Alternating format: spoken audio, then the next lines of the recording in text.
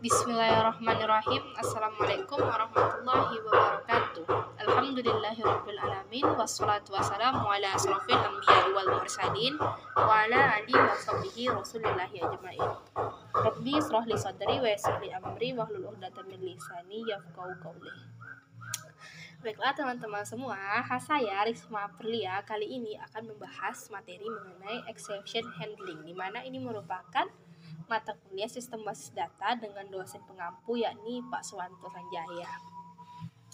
Baik, pada kesempatan kali ini nih, saya akan menjelaskan sambil mempraktekkan mengenai exception handling ini. Kalau teman-teman pernah nonton video saya sebelumnya, teman-teman bakal ada tuh ingat masalah exception handling, di mana pada PLSQL itu struktur dasarnya itu terdiri dari declare, begin, exception, dan end. Di mana begin dan end ini sifatnya mandatory, sedangkan declare dan exception ini sifatnya opsional atau boleh ada dan boleh tidak. Kemudian setelah itu kita pasti bertanya-tanya, apa sih exception handling itu? Jadi dari exception itu artinya pengecualian, kemudian handling itu artinya penanganan. Jadi bisa dibilang kalau exception handling ini adalah penanganan pengecualian. Maksudnya gimana sih? Jadi gini, misalnya pada suatu codingan ada terjadi error. Gimana sih cara kita menangani error tersebut? Inilah salah satu solusinya, yaitu dengan menggunakan exception handling. Jadi gini, pada codingan atau tes yang pertama ini, saya bikin nama filenya itu tes 1. Kita akan mencari country name atau nama negara dengan namanya itu Barbados. Jadi kita akan cari tuh elevationnya, apakah ada negara Barbados. Jadi kita harus cari dulu tuh apakah ada negara Barbados. Kita kan nggak tahu tuh apakah negara Barbados itu ada. Kita mungkin sebagai programmer tuh bisa cek, tapi sebagai user kita kan nggak mungkin cek tuh, atau sebagai pengguna. Jadi oleh karena itu kita harus tampilkan tuh kenapa nanti ketika Barbados dijalankan itu bisa error. Maka kita adakanlah yang namanya exception untuk menjelaskan bahwa Barbados ini dijalankan karena dia nggak ada data yang ditemukan, atau yang namanya negara Barbados itu banyak, atau mungkin Barbados ini bukan negara nih, ya gitu. Jadi kita gunakan exception ini sehingga ketika adanya error, si user atau si pengguna itu bisa tahu errornya itu di mana. Walaupun di Oracle ini sendiri ada tuh penjelasan errornya, tapi kan nggak semua user atau semua pengguna itu tahu. Tentu sebagai programmer yang baik, kita haruslah membuat suatu program yang bisa digunakan dengan nyaman oleh si user. Jadi pertama kita langsung aja praktek ya. Kita masuk dulu ke SQL Plus-nya. SQL Plus. Kemudian kita masuk ke nama user kita 4.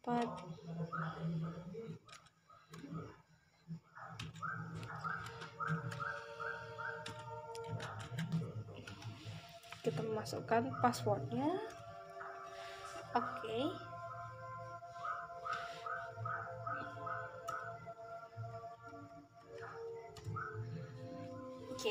Udah. Ketika kita udah login nih ke user kita, selanjutnya kita coba jalankan si tes 1 ini. Tes 1. Tapi sebelumnya kita aktifkan dulu nih set server output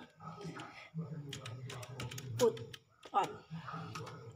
Setelah ini kita akan cari apakah nih negara Barbados ini punya elevation negara nggak gitu di data ini. Seharusnya sih ada, saya udah coba tadi. Kita coba jalankan tes udah SQL.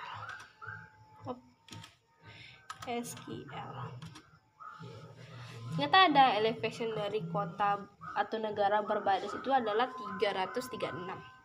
Gimana kalau dia yang nggak ada gitu? Jadi kita coba ke yang nggak adanya. Jadi misalnya kita coba negaranya Korea. Jadi Korea ini saya udah cek nggak ada, dia itu pakai Republik Negeri Korea gitu. Nah sekarang kita set dulu, kemudian kita coba jalankan lagi. Apa sih nanti, apakah dia bakalan error gitu? Ternyata enggak ya, dia sukses dijalankan. Tapi di sini jelaskan nih bahwa nama negara Korea tidak ditemukan. Jadi silakan periksa kembali. Biar saya rapikan dulu nih. Jadi nama yang Korea itu nggak ada gitu. Gimana kalau kita nggak pakai exception ya? Oke, kita coba dulu sekali lagi yang ini. Jadi ketika kita menggunakan exception, PLSQL prosedur ini dia itu berhasil dijalankan, tapi ada pesan bahwa negara Korea tidak ditemukan. Silahkan periksa kembali nama negara yang dimasukkan, karena pada tabel country name itu nggak ada yang namanya Korea. Nah gitu, makanya dia itu kita exception kan, kita kecualikan ke no data font, sehingga yang keluar ini. Gimana kalau kita nggak menggunakan exception? Coba kita komentar ya.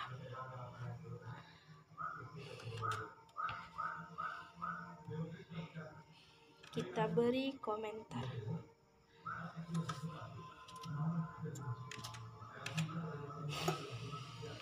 Jangan lupa save, kemudian kita jalankan kembali. Oke. Nah, ketika kita nggak menggunakan exception, maka ketika kita jalankan program ini, maka nanti akan ada muncul error at line 1 di mana data tidak ditemukan. Sebenarnya sama, fungsinya itu sama-sama mengetahui error, tapi kalau di exception ini programnya itu jalan sukses. Sedangkan kalau kita nggak menggunakan exception, maka programnya itu nggak successful complete. Jadi emang error gitu. Jadi kita di sini dengan exception handling ini kita bisa menangani yang namanya error.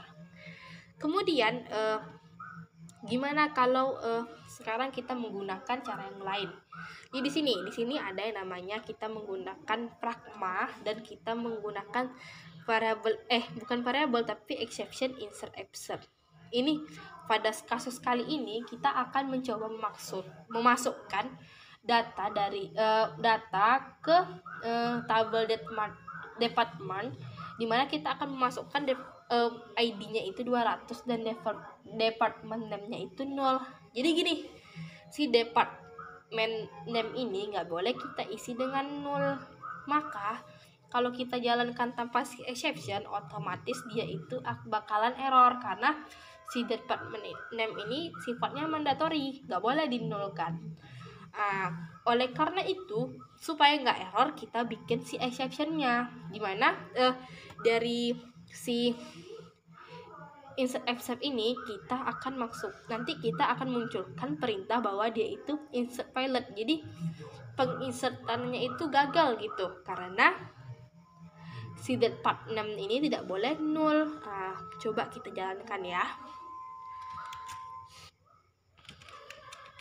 test2.sql. Maka insertnya violet. Kenapa violet? Karena nggak boleh 0. Di mana fungsi exception-nya? Di fungsi exception-nya itu ini prosedurnya itu tetap komplit walaupun dia itu nggak jadi diinsertkan atau nggak bisa diinsertkan. Kemudian tambahannya, bedanya dengan codingan yang sebelumnya ini. Jika codingan sebelumnya ini kita itu exception-nya itu ya udah exception, kemudian when kondisinya, kemudian apa yang akan dilakukan. Begitu juga selanjutnya. Sedangkan pada ini dia itu harus menggunakan si insert except, kemudian dikasih pragma exception init-nya. Kita lanjut ke contoh berikutnya. Oke, di contoh berikutnya ini hampir sama. Kita menggunakan exception invalid department, tapi kita nggak menggunakan pragmanya. Namun di sini kita menggunakan si raise invalid department untuk memanggil exception ini. Jadi gini, misalnya pada pertemuan ini nih, misalnya nih kita mau mengupdate department name dengan department ID-nya itu 27. Ternyata di department ID 27 itu nggak ada. Maka jika dia tidak ada, kita akan memanggil exception invalid department ini. Kemudian dimana ketika dia itu exception invalid department, maka akan dikeluarkan no such department ID, atau nggak ada yang department ID-nya itu 27. Sekarang kita coba jalankan ya. Kita coba ganti jadi tes 3. Enter. Oke. Ternyata nggak ada. Gimana kalau yang lainnya ada? Maka kalau ada dia akan dijalankan. Tapi di sini kita nggak ada bikin DBNFs-nya gitu. Sama seperti kota Barbados tadi. Tapi di sini kita menggunakan if gitu. Intinya sama, tapi price ini akan ditujukan ke si exception ini. Gimana kalau nggak ada exception-nya? Bisa. Tapi di res ini kita akan tuliskan langsung perintahnya apa, atau kita DBMS kan, kita outputkan. Kemudian kita lanjut ke contoh keempat. Di contoh keempat ini kita adakan nih exception name-nya, kemudian ada pragma exception-nya, ditambah juga ada yang REST application error-nya. Jadi di sini kita akan mengetahui nih apakah si name ini ada. Oke, kita cobakan.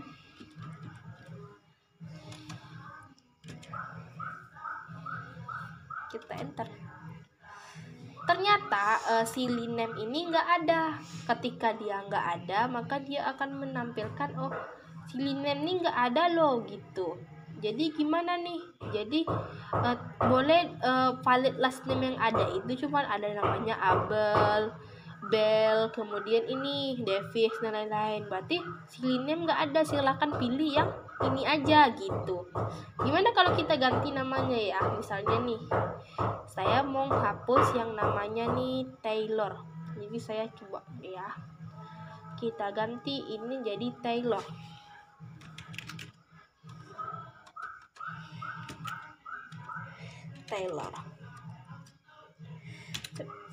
Menurut teman-teman gimana? Seharusnya sih nama Taylor ini bakal di-delete, karena nih dibilang nih kalau dia nggak ada berarti dia akan error. Jika dia ada nanti dia akan yang ter-delete gitu. Kita coba jalankan lagi ya. Di sini jalankan.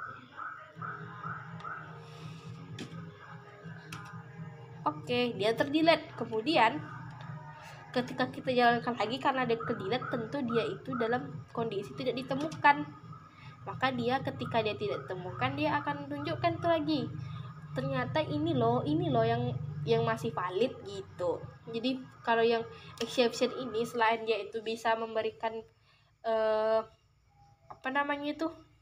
selain dia bisa memberikan kode atau memberikan pesan apa errornya, ternyata exception di sini juga bisa tuh memberikan kita informasi. Kita bisa bikin dia itu nggak valid, yang ada itu yang validnya itu cuman ini gitu, cuma nama-nama ini, seperti itu. Kita lanjut deh ke contoh yang kelima. Sampai sekarang paham nggak ya? Nah, ini adalah konsep dari scope. Jadi exception ini bisa juga berbentuk scope gitu. Jadi gini, misalnya nih kalau kita exception scope, otomatis ada 2 exception, ada 2 begin. Kira-kira yang mana nih yang akan keluar? Kita coba aja ya.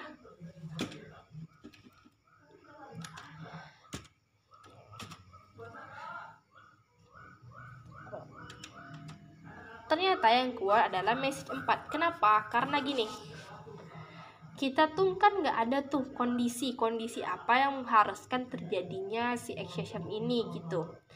Namun di awal ini telah dijelaskan bahwa exceptionnya itu adalah declare ini ada di awal dari exception. Jadi dia si exception my except ini berada di luar atau di global, di outer. Kalau yang ini ada di inner. Jadi otomatis yang akan dikeluarkan yang itu adalah outer, sama seperti konsep scope sebelumnya bahwa yang inner ini perlu hubungan khusus atau dia perlu pesan khusus untuk bisa dikeluarkan.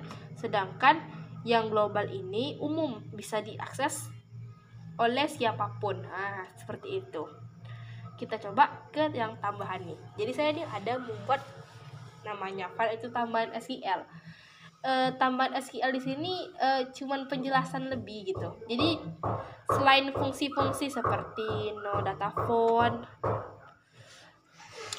font, too many row, dan other, ternyata exception ini juga punya lagi nih yang namanya ada v-error code dan v-error message.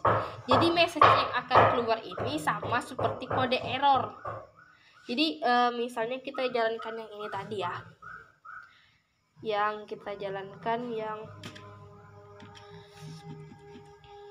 satu tuh kan ada tuh kode errornya, tapi dia itu menjelaskan kode errornya, kemudian tapi dia itu programnya itu error, nggak jalan. Nah, sedangkan pada file tambahan SQL ini kode errornya keluar, tapi programnya jalan gitu, tetap programnya sukses. Nah, jadi exception ini banyak ya kegunaannya gitu, bisa digunakan berbagai macam cara gitu. Coba deh kita jalankan yang tambahan ini.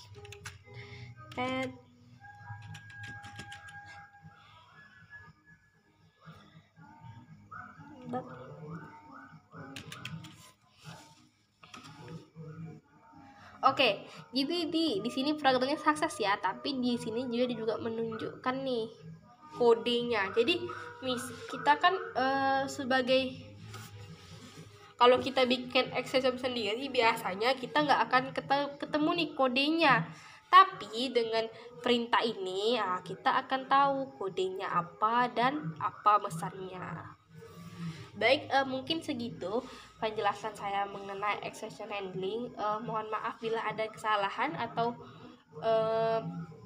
kehilapan saya dalam menyampaikan materi ini. Saya Risma Aprilia undur diri. Terima kasih atas perhatiannya. Wassalamualaikum warahmatullahi wabarakatuh.